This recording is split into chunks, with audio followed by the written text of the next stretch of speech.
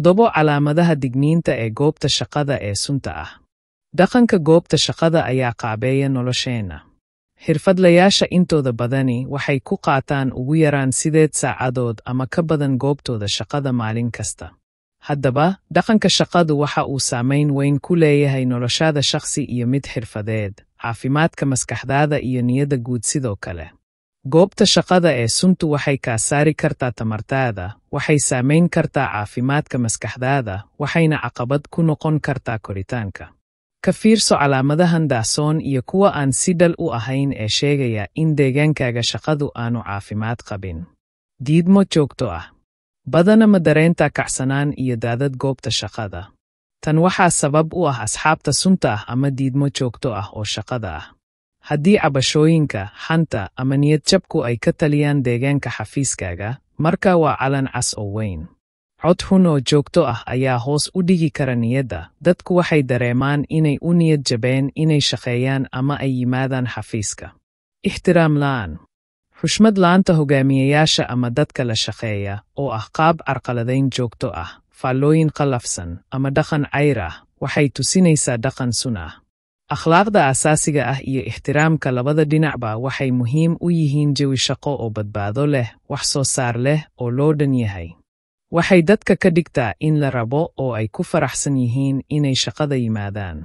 Dadku badanaa way joojiyaan. Shaqaaluhu si joogto ah ma uga tagaan kooxdaada ama shirkadaada guud ahaan.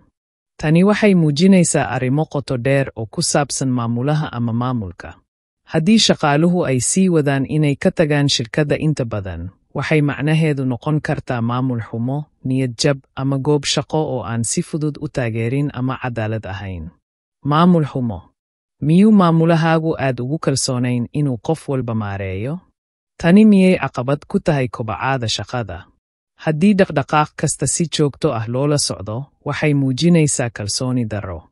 Maamul xumada waxay dishaa hal-abuurka, kalsoonida, iyo madax-bannaanida dadka dhammaantood waxay muhiim u yihiin guusha shakhsi ahaaneed iyo kooxda.